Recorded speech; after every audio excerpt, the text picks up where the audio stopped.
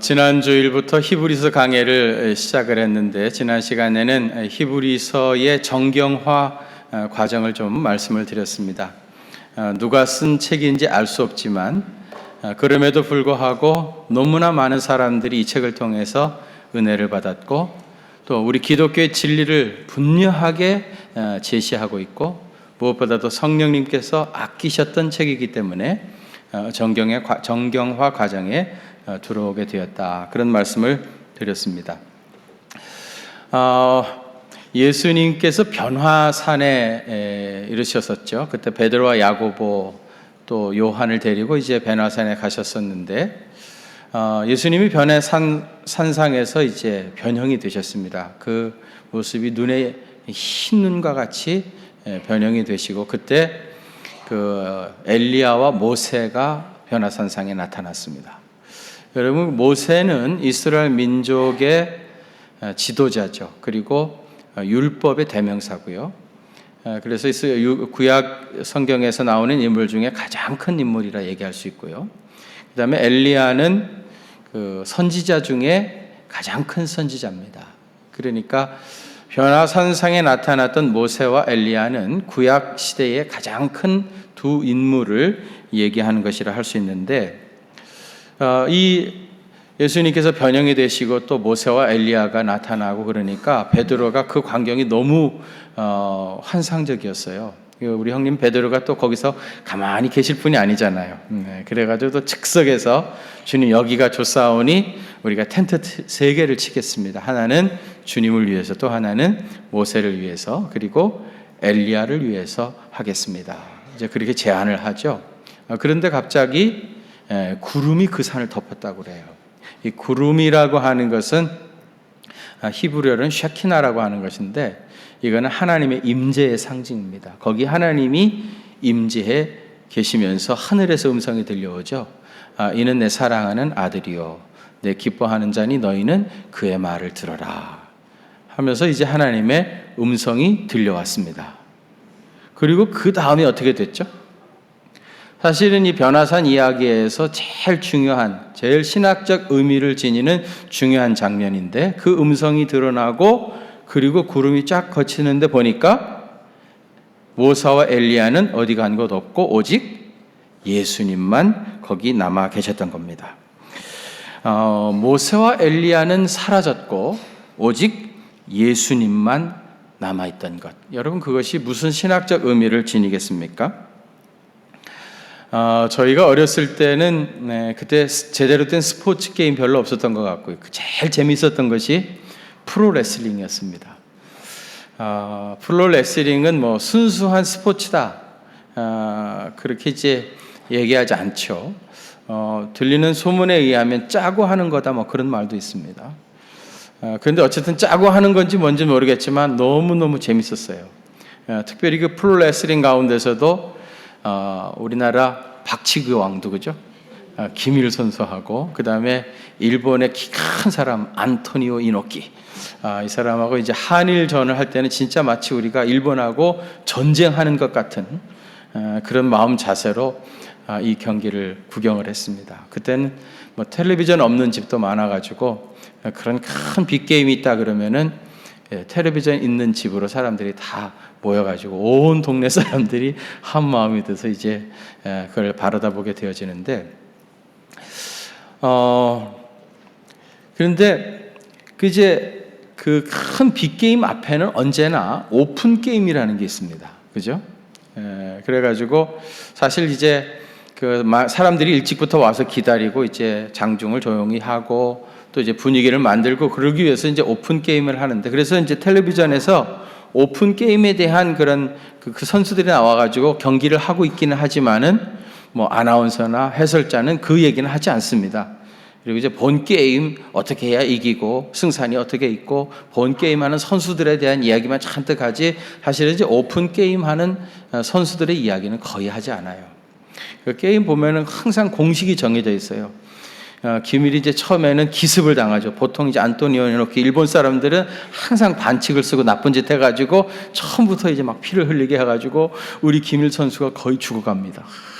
그러면 이제 막 우리 교회 국민들이 막 울면서 막 응원하고 막 그러는데 어느 순간에 이게 이제 역전이 되죠.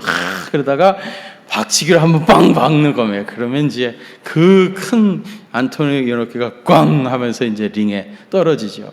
그러면서 이제 완전히 전세가 역전이 되어가지고 우리가 이기잖아요. 그러면 꼭 우리가 일본하고 전쟁에서 승리한 것 같은 그런 기쁨과 감동이 있었습니다. 그런데 제가 그 얘기를 하려고 하는 게 아니라 그 앞에 오픈 게임 하는 선수들 이야기를 하려고 하는 겁니다. 사실은 기다리다가 전체적인 분위기를 만들기 위해서 이제 하는 선수들인데 오늘 본문의 이야기처럼 만일에 예수님을 기밀 선수에 비유를 한다 치면 여기 엘리야나 모세는 오픈 게임에 참석한 선수 이상 사실 아무것도 아닙니다. 그들도 하나님이 쓴 구약의 큰 인물들이었지만은 예수님에 비한다고 하면은 그들은 오픈 게임에 출전한 선수 이상 큰 의미를 지니지 못하는 겁니다. 참 영광의 본체이신 예수님이 역사의 중심 무대에 서시면 저희들은 흔적도 없이 사라지고 오직 예수님만 홀로 남게 되는 겁니다. 오늘 우리가 봉독한 본문은요, 시간적으로 말하면 옛적과 마지막 날을 대비하고 있는데요. 옛적은 분명히 모세와 엘리야가 활동하던 구약 시대를 말하는 것이고요. 마지막 날은 예수님이 성육신 하신 이유를 말합니다. 구약 시대에 하나님 분명히 선지자들을 통해서 말씀하셨어요. 그래서 본문 1절에 보면 하나님은 선지자들을 통하여 여러 부분과 여러 모양으로 우리 조상에게 말씀하셨다. 여기 여러 부분이라고 하는 말은 뭐냐면 여러 시대 혹은 오랜 기간, 모세로부터 시작해가지고 말라기까지 오랜 기간 동안에 또 여러 모양으로 말씀하셨다 하는 말은 선지자들에게 다양한 방법으로 하나님께서 말씀하셨다는 겁니다. 여러분, 구약 시대에 하나님이 선지자들에게 당신의 뜻을 계시하시는데 아주 다양한 방법으로 말씀하셨어요. 예를 들면 모세에게는 아주 직접 하나님께서 음성을 친히 들려주셔서 말씀하셨죠. 또 어떤 때는 꿈이나 환상을 통해서 말씀을 하셨고요. 또 어떤 경우에는 제사 의식을 통해서 말씀을 하셨고, 또 모형과 상징을 통해서, 그리고 제사장의 우림과 둠밈을 통해 가지고 당신의 뜻을 아주 분명하게 나타내 보여주시기도 하고요. 요나 같은 경우에는 제비를 뽑아 가지고 하나님의 뜻을 보여주셨습니다. 어떤 때는 표적을 통해서 보여주시기도 하시고요. 또 심지어는 짐승의 입을 열어서 말씀하심으로 당신의 뜻을 보여준 적도 있었죠. 그런 일도 있었나요? 있었죠. 메소포타미아의 거짓 선지자 발람 때에 하나님께서 낙타의 입을 열어서 말씀하기도 하셨던 겁니다. 여쪽에 하나님은 한 가지 방식에 국한하지 않고 다양하게 여러 가지 방식으로 그때그때마다 선지자들을 통하여 말씀하셨습니다. 이렇게 여러 선지자를 통해서 다양한 방법으로 말씀하신 이유는 어떻게 해서든지 이스라엘 백성들이 하나님의 뜻을 깨닫게 하시기 위해서 하나님이 그렇게 애를 쓰신 겁니다. 하나님의 뜻을 보여주시려고. 그러나 전체적으로 보면 이것은 파편적인 것에 불과했습니다. 하나님께서 이스라엘에게 선지자를 통해서 말씀하셨지만, 그러나 하나님 마음속에 있는 것을 다 전한 것이 아니었습니다. 이런 의미에서 선지자들의 메시지는 완전한 빛이라기보다는 한 줄기 광선에 불과했다. 그렇게 말할 수밖에 없을 것입니다. 반면에 예수님은 하나님의 뜻을 완전하게 다 보여주셨습니다. 요한복음 15장 15절부터 거기에 보면 이제부터는 너희를 뭐라? 종이라 하지 아니하리니 종은 주인이 하는 것을 알지 못합니다. 너희를 뭐라? 친구라 하였노니 내가 내 아버지께 들은 것을 다 너희에게 알게 하였음이니라. 예수님은 우리를 친구로 부르시고 그 다음에 우리에게 다 주님께 들은 것을 다 알게 하신다는 거예요. 종은 한계가 분명하죠. 그러나 예수님은 우리를 친구로 삼으시고 하나님께 들은 것을 다 우리에게 계시하신다. 요한복음 14장 26절에서는요. 보혜사 곧 아버지께서 내 이름으로 보내실 성령 그가 너희에게 모든 것을 가르치시고, 성령님께서 오셔서 하신 일들도 하나님의 모든 것을 가르치시는 일을 성령님이 하시는 겁니다. 또 내가 너희에게 말한 모든 것을 생각나게 하리라. 하나님의 모든 것을 가르치시고 내가 너희에게 전한 모든 것을 생각나게 하신다. 성령님께서도 하나님의 모든 일들을 우리에게 알리시는 분이십니다. 예수님께서 사마리아 여인하고 요한복음 4장에서 대화를 하는 중에 여자가 예수님께 이런 얘기하죠. 메시아 곧 그리스도라고 하는 이가 오실 줄을 내가 아노니, 그가 오시면, 메시아가 오시면 모든 것을 우리에게 알려주시리라. 메시아가 오셔서 하나님의 모든 것을 우리에게 알려주신다는 사실을 여기 사마리아 여인도 알고 있었던 겁니다. 구약의 선지자들도 하나님이 쓰시는 사람이었지만 그들은 오픈게임 선수에 불과했습니다. 예수님은 하나님의 모든 것을 말씀하시는 완전한 계시자였습니다. 이런 의미에서 예수님과 구약의 선지자는 완전히 그 차원이 달라요. 당연하지. 예수님하고 예수님을 선지자들한테 비할 수 있겠어? 예수님은 선지자들하고는 비교할 수 없을 만큼 차원이 완전히 다른 분이지. 여러분, 우리 그리스도인들은 다 그렇게 생각을 하죠. 그런데 이 히브리서의 수신인들, 유대 사람들은요, 그렇게 생각하지 않았습니다. 유대 사람들은 예수님을 선지자 중에 한 사람 정도로 생각했어요. 그래서 예수님께서 제자들한테 그렇게 질문하죠. 사람들이 나를 누구라고 하더냐? 그렇게 제자들한테 물으니까 제자들이 그동안 사람들한테 주워 들은 이야기들을 이제 전해드리는 겁니다. 어떤 사람은 세례 요한이라고 합니다. 또 어떤 사람은 예레미야나 또 선지자 중에 한 사람이라고 하더이다. 그런 말들이 많이 돌아다녔던 겁니다. 예수님은 선지자 중에 한 사람이다. 아니면 죽었던 세례 요한이 다시 살아온 것 같다. 뭐 그렇게 사람들은 예수님을 당시 평가하고 있었던 거예요. 그때 예수님이 그들은 그렇게 말한다 할지라도 너희는 나를 누구라 하느냐? 그렇게 묻죠. 그때 베드로가 주는 그리스도시요 살아계신 하나님의 아들이시니이다. 우리 주님께서 베드로의 이 신앙 고백을 받으시고 이 신앙 고백 위에 내 교회를 세우겠다. 그렇게 말씀하셨습니다. 사랑하는 성도 여러분, 예수님은 그 무수한 선지자 중에 한 사람이 절대로 아닙니다. 뭐 사람들이 4대 성인, 공자, 석가모니, 소크라테스와 함께 4대 성인 중에 하나다 그렇게 말하는데 그것도 절대로 아닙니다. 예수님은 하나님의 아들 메시아, 선지자들과는 도저히 구분할 수 없는 영원한 우리의 주님이십니다. 아더 핑크라고 하는 분이요 히브리서 강해라는 책을 썼는데요. 그 책에 유대교하고 기독교를 아주 정확하게 대비를 해서 설명을 해 주었어요. 우선 유대교는 어느 시대이냐? 옛적에, 그건 구약 시대를 말하는 거죠. 구약 시대. 그 다음에 기독교는 마지막 날에, 오늘 본문의 마지막 날이라고 했는데 이건 이제 신약 시대를 말하는 것이고요. 유대교에서 하나님이 사용하신 사람은 선지자들이었죠. 무수한 선지자들. 기독교에서는 하나님의 아들 예수님을 사용하신 겁니다. 그 다음에 유대교에서는 어떻게 하나님의 말씀을 전달하셨는가? 부분적으로, 파편적으로 하나님의 말씀을 전하셨는데 우리 기독교에서는 완전한 계시, 그리스도를 통해서 다 알게 하셨다. 완전한 계시를 이루신 것이고요. 그 다음에 유대교에서는 하나님을 뭐라고 묘사를 했는가 하면은 하나님은 빛이시다. 빛이시다. 그렇게 말씀하고요. 우리 기독교에서는 하나님은 사랑이시라. 그렇게 하나님을 묘사를 합니다. 여러분, 요한 1서에 보면은 하나님에 대한 두 가지 이미지를 사용해요. 그 첫 번째가 뭐냐면 하나님은 빛이시다. 요한일서 1장 5절이고요. 두 번째는 하나님은 사랑이시다. 요한일서 4장 16절입니다. 근데 여러분, 구약 성경에는 하나님을 빛으로 묘사하고 있습니다. 하나님께서 천지를 창조하실 때 첫째 날 뭐 하셨죠?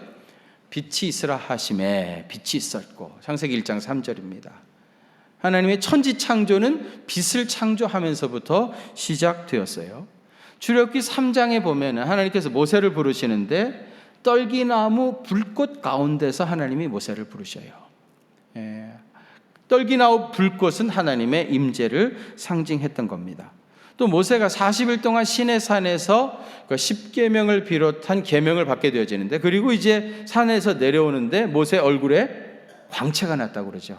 그래서 이제 모세가 그것을 두건으로 얼굴을 가리게 되어지는데, 왜 모세의 얼굴에서 광채가 났겠습니까? 빛 대신 하나님을 보았기 때문입니다. 하나님은 빛이십니다. 에스겔이 환상 가운데서도 하나님의 보좌를 보았는데 하나님은 영광의 광채 가운데 계신다, 그렇게 고백했습니다. 구약 시대의 하나님은 분명히 빛이에요. 이 빛이라고 하는 것은 만물에 생명을 불어넣어 주는 것이기도 하지만, 빛이 밝혀지게 되어지면 어두움이 다 사라지면서 모든 것이 명명백백하게 다 드러나게 되어집니다. 그래서 구약 성경에 하나님을 빛이라고 고백하는 것은 하나님은 공의의 하나님, 또 심판의 하나님이심을 의미하는 겁니다. 그런데 신약 성경에서 하나님을 사랑이라 그렇게 묘사를 합니다. 마가복음 12장에 보면은 포도원 농부의 비유 이야기가 나오는데요. 어떤 사람이 타국에 가면서 자기 포도원을 새로 농부들에게 주고 떠났습니다. 가을이 되어가지고 이제 소작을 받을 때가 되어서 소작료를 내놓으라고 자기 종을 보내죠. 그랬더니 이 농부들이, 이 악한 농부들이 그 자기 종을 때리고 모욕을 하고 옷을 찢어 벗기고 그래가지고 돌려보내 버렸습니다. 그래서 이 주인이 어떻게 합니까? 또 다시 다른 종을 보내죠. 그랬더니 이 악한 농부들이 똑같이 때리고 핍박을 하고 그리고 쫓아 보내버린 겁니다. 여러분, 이 정도 얘기하면은 이 보낸 종들이 누구를 의미하는지 대충 눈치를 채셔야 되는데, 누구겠어요? 구약의 선지자들이죠.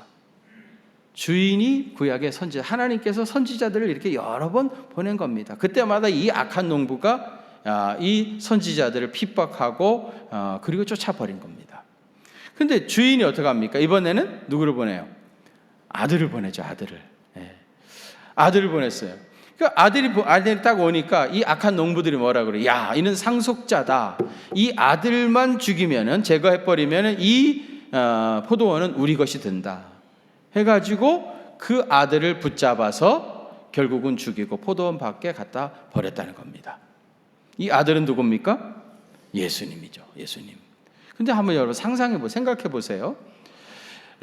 이 종들을 2번씩이나 보냈는데, 종들을 보낼 때마다 그렇게 때리고 구박하고 핍박했던 이 악한 종들이 아들을 보낸다고 해가지고 달라지겠습니까? 아들을 보내면은 아들한테는 잘해줄 줄 알아가지고 보냈겠습니까? 한두 번 행동하는 거 보면은 다 뻔히 알 수 있는 거 아닙니까? 아들을 보낸다고 해서 달라질 게 사실은 아무것도 없어요. 그런데도 왜 주인은 이 아들을 보낸 겁니까? 정확하게 말하면, 솔직하게 말하면 죽으러 보낸 겁니다. 너는 가서 그들의 손에 죽으라고 보낸 겁니다. 감은 죽는다는 거 다 알면서도 보낸 겁니다. 여러분, 예수님은 이 세상에 왜 오셨습니까? 죽으러 오신 겁니다. 대속의 제물이 되려고 오셨던 겁니다. 그래서 마가복음 10장 45절에서 인자가 온 것은 섬김을 받으리 함이 아니라 도리어 섬기려 하고 자기 목숨을 많은 사람을 위한 대속물로 주려 함이라. 악한 농부를 용서하고 그를 위하여 당신의 생명을 내놓으시기 위해서 예수님은 포도원에 오신 겁니다. 여러분, 이거를 어떻게 설명하겠습니까? 하나님은 사랑이시다. 그렇게 밖에는 설명할 다른 길이 없는 겁니다. 유대교는 하나님을 빛이라고 선언하지만 우리 기독교는 하나님을 사랑이라 그렇게 선언하고 있습니다. 오늘 우리 본문에서는 구약의 선지자들과는 도저히 비교할 수 없는 예수님의 놀라운 특권들에 대해서 말씀합니다. 그 첫 번째가 상속권입니다. 상속권. 본문 2절에 만유의 상속자로 세우셨다고 했는데, 이 상속자는 아버지의 모든 것을 이어받을 후계자입니다. 하나님의 모든 것을 아들 예수님께서 받으신 겁니다. 구약의 선지자는 종이죠. 그렇기 때문에 그에게는 상속권이 없습니다. 그러나 예수님은 하나님의 아들이기 때문에 아버지의 모든 것을 상속으로 받는 그런 하나님의 상속자였던 겁니다. 그런데 예수님께서 받으신 이 상속권을 그리스도 안에 있는 우리 성도들에게도 주신 겁니다. 그러니까 예수님 하나님의 아들로 하나님 나라를 유업으로 상속으로 받으셨고, 그 상속을 다시 그의 택한 백성들에게도 주신 겁니다. 그러니까 여러분, 우리는 그리스도 안에서 하나님 나라를 상속받은, 유업으로 받은 하나님의 거룩한 백성이 된 겁니다. 여러분 믿습니까? 로마서 8장 16절과 17절에 이런 말씀이 있어요. 성령이 친히 우리의 영과 더불어 우리가 하나님의 자녀인 것을 증언하시니. 우리가 하나님의 자녀라고 하는 걸 누가 증언하십니까? 성령님께서 하시는 거예요. 그러면서 자녀이면 또한 상속자, 곧 하나님의 상속자요 그리스도와 함께 한 상속자니 우리가 그와 함께 영광을 받기 위하여 고난도 함께 받아야 할 것이니라. 자녀이면 상속자, 그리스도와 함께 한 상속자라는 겁니다. 여러분, 그리스도 안에서 상속자가 되었다는 것을 믿으시기를 바랍니다. 두 번째로는 영광의 광채라고 했습니다. 영광의 광채. 알렉산드리아의 주교였던 아타나시우스가요, 삼위일체를 설명하면서 하나님 아버지와 예수 그리스도를 샘물과 시냇물로 비유해서 설명을 했어요. 샘물과 시냇물. 여러분, 샘물은 솟아나는 물이죠. 그래서 아타나시우스는 만물의 근원이신 하나님을 샘물에 비유를 했습니다. 근데 이 샘물이 막 솟아나가지고 그 샘을 가득 채우고 나서 이제 흐르기 시작하죠. 흐르면 그게 뭐가 되는 거예요? 이제 시냇물이 되는 거죠. 그죠? 시냇물. 사실은 그 물이 그 물입니다. 본질적으로는 똑같죠. 그러나 샘물과 시냇물은 구별이 되어지죠. 본질적으로는 같지만 구별이 되는 겁니다. 그리고 사실은 만물이 소생함을 입는 것은 그 시냇물이 흘러가는 곳을 따라서 만물이 소생함을 입는 역사들이 나타나게 되어지는 거예요. 오늘 우리 본문에서는요, 아버지와 아들을 영광과 광채로 설명을 했습니다. 태양에서 나오는 광채를 한번 생각해 보세요. 샘물과 시냇물하고 거의 유사합니다. 태양이 계속해서 존재하는 한 광채도 계속되어집니다. 광채는 태양하고 떼어서 설명할 수가 없습니다. 태양이 있으니까 광채가 발하는 것이죠. 그리고 광채가 태양으로부터 나온다고 하지만 그렇다고 해서 광채와 태양 자체가 같은 것은 아니죠. 샘물과 시냇물이 구별되는 것처럼 태양과 광채는 분명히 구별됩니다. 또 태양이 세상에 주는 모든 생명의 역사는 이 광채를 통해서 이루어지는 겁니다. 우리는 태양을 볼 수도 없고 느낄 수도 없지만은 이 광채를 통해서 태양의 모든 은택을 입게 되어지는 거예요. 마찬가지로 우리가 하나님을 볼 수도 없고 만날 수도 없지만은 예수 그리스도, 하나님의 광채이신 예수 그리스도를 통하여 하나님의 모든 은혜를 입게 되어지는 것입니다. 이런 의미에서 예수님은 영광의 광채시다, 그렇게 말씀하신 거고요. 세 번째로 예수님은 본체의 형상이다, 그렇게 말씀했어요. 본문 3절에서는 아버지와 아들을 본체와 형상에 비유해서 설명했습니다. 제가 전에 기도원에서 사역할 때요, 그때 그 문익환 목사님이 돌아가셨어요. 그런데 빈소를 그 수유리에 있는 한신대학의 빈소를 차렸다 그래가지고 제가 한번 한때 어쨌든 뭐 이런저런 얘기가 많이 있지만은 어쨌든 우리 민주화 가정에서 쓰임을 받았던 문익환 목사님 마지막 가시는 거나 봐야 되겠다 해서 이제 빈소를 찾아갔습니다. 가서 보니까 빈소에다가 문익환 목사님의 얼굴을 석고상으로 만들어 가지고 그걸 이렇게 모셔뒀더라고요. 목사님이 돌아가시면서 이제 그때 안구를 기증을 하고 가셔가지고 그 상태로 석고상을 떠가지고 눈이 움푹 패였는데 제가 그걸 보면서 상당한 감동을 받았습니다. 근데 여러분, 그 석고상이라고 하는 거 어떻게 만듭니까? 본체를 놔두고 거기다가 우선 이제 진흙을 덮죠. 진흙을 덮고요.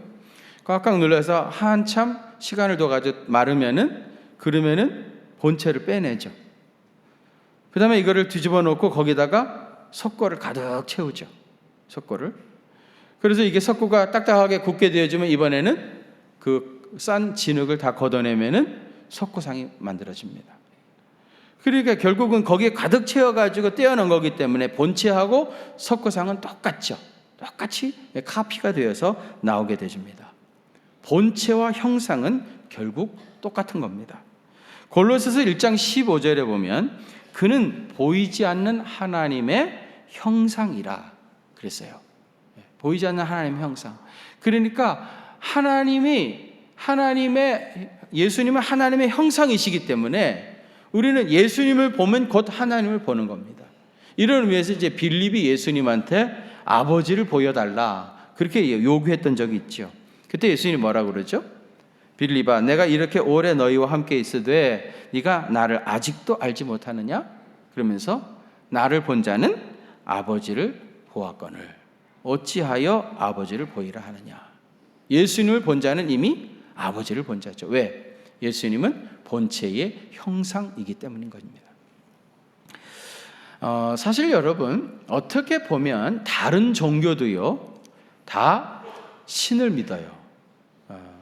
신을 우리 한국에서는 하나님이라고 그러죠. 이런 의미에서 하나님을 다 믿어요. 예를 들면은 유대교 야훼라는 신을 믿죠. 하나님을 믿습니다. 또 이슬람에서도 그들의 신을 믿어요. 그들은 그들의 신을 알라라고 그러죠. 알라. 근데 여러분, 알라라고 하는 그들의 신은 사실 보통 명사로 우리가 하나님 하는 거를 그들은 알라 그렇게 말하는 겁니다. 그러니까 알라나 우리가 말하는 하나님이라 똑같은 신 개념입니다.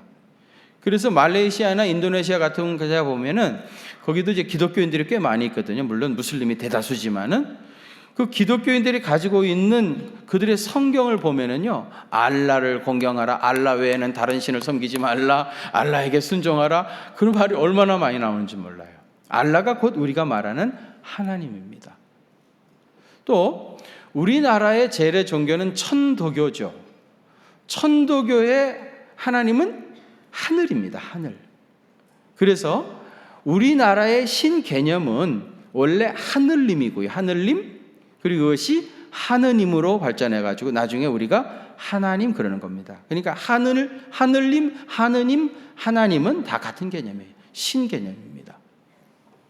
호칭만 다를 뿐이지 사실은 같은 하나님을 믿는 겁니다.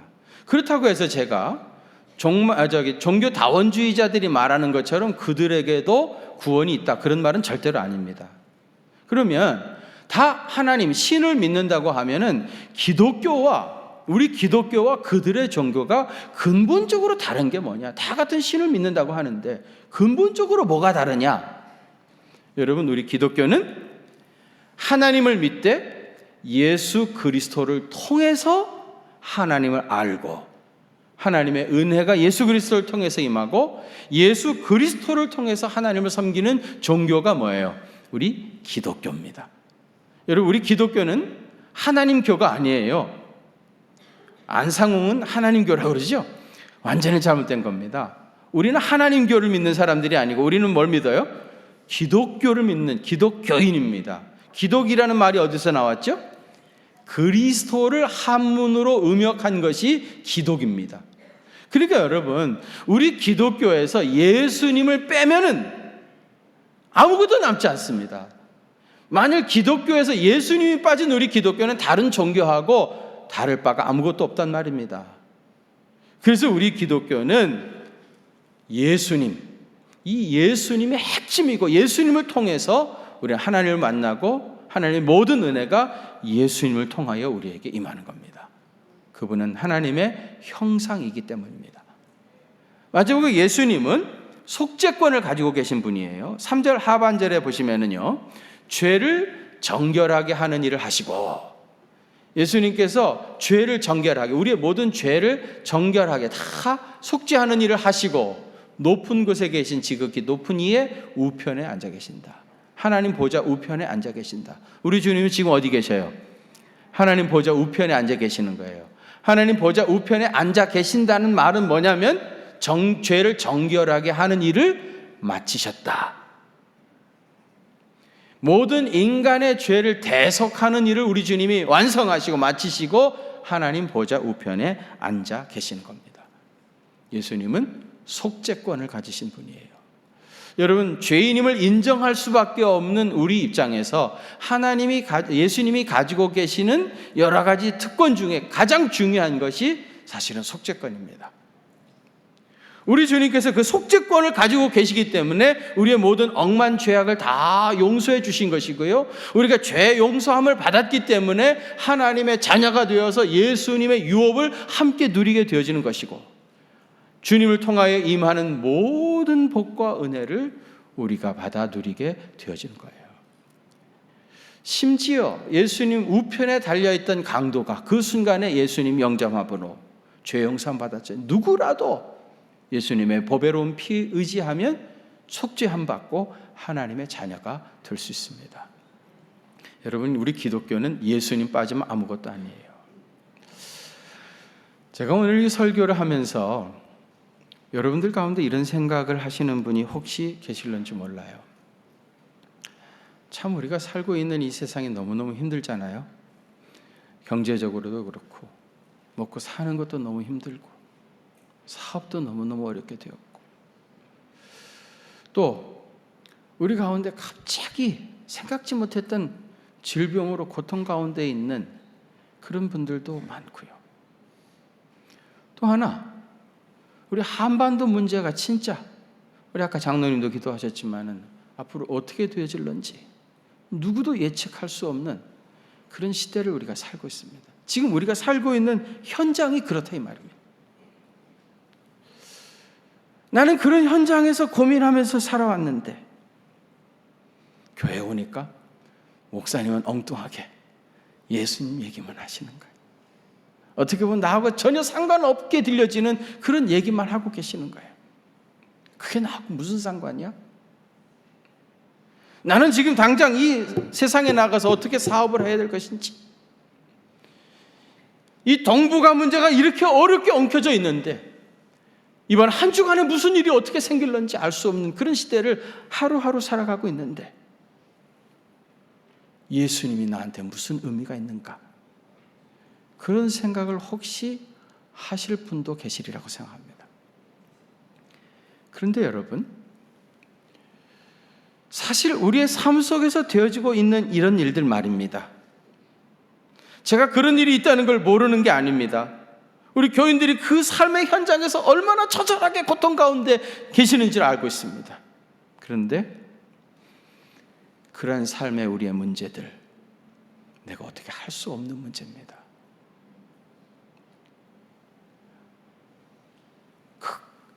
다 안다 할지라도, 그런 문제가 있다는 걸 다 안다 할지라도 우리가 어떻게 할 수 없는, 내 손에 내 한계 밖의 일인 겁니다. 그런데 여러분, 예수님은, 우리가 예수님이 어떤 분이신지, 우리 가운데 오셔서 어떤 일을 행하시는 분이신지, 여러분 예수님의 이야기를 우리가 충만해가지고 그 예수 그리스도를 통해서 우리에게 주어진 삶의 현장들을 새롭게 바라다 볼 때 나는 거기에 진정한 가능성도 있고 희망도 있고 길이 열린다고 믿습니다. 주님을 통해서, 예수 그리스도를 통해서 이 나라의 정치 현실을 바라보길 바랍니다. 예수 그리스도를 통해서 여러분의 사업의 현장을 새롭게 바라보시길 바랍니다. 예수님을 통해서 여러분의 가정과 여러분 자녀들을 보십시오. 예수 안에 희망이 있습니다. 가능성이 있습니다. 우리가 끝까지 붙잡고 씨름해야 할 것은 예수 그리스도입니다. 그 안에 희망이 있기 때문입니다. 세상은 늘 우리에게 절망을 강요하고 있습니다. 우리가 원해서 지금 이렇게 되어진 것이 아무것도 아닙니다. 늘 우리는 절망을 강요하는 세상에서 살고 있습니다. 그러나 영원한 희망이시요 모든 것의 가능성이신 우리 주님을 통해서 여러분 한 주간 믿음으로 살아보십시오. 그 가운데서도 하나님이 도와주시고 인도하시고 열어주시는 길을 경험하게 될 겁니다. 환난 가운데서 도와주셔서 역사하시는 우리 주님의 손 붙잡고 믿음으로 승리해가는 주님의 귀한 종들 되시기를 주의 이름으로 축원합니다. 하나님 아버지, 우리가 광복절도 맞이했다고 하면서 좋아하지만 72년 전에 광복의 기쁨을 맞이했지만 바로 우리는 분단했고 남북 간에 전쟁도 했고 수많은 사람들이 죽었고 지금도 언제 어떻게 무슨 일이 일어날는지 한 치 앞도 내다볼 수 없는 그런 생활들을 하고 있습니다. 우리 문제라고 하지만 우리가 할 수 있는 것이 아무것도 없는 그런 시대가 되어버렸습니다. 하나님, 뿐만 아니라 경제적으로도 얼마나 어려움을 겪고 있는지 모릅니다. 우리의 회사가, 우리의 직장이 앞으로 어떻게 될는지 누구도 장담할 수 없습니다. 오늘은 그래도 건강해서 걸어서 주의 집에 나와 예배드리고 있는데 건강마저도 우리는 자신할 수가 없습니다. 그야말로 아무것도 어떻게 할 수 없는 그런 시대를 하루하루 살아가고 있는데 오늘 그 가운데서 한결같은 마음으로 우리를 도와주시고 지켜주시고 세상 마지막 날까지 우리와 동행하시는 예수님 이야기를 듣게 하시니 감사를 드립니다. 예수님의 눈으로 세상을 새롭게 보게 하시고 예수님의 가능성을 새롭게 확인하게 하시고 주님과 함께 이 험한 세상에 나아가서 믿음으로 승리하는 주님의 귀한 종들이 될 수 있도록 주께서 은혜 더해 주옵소서.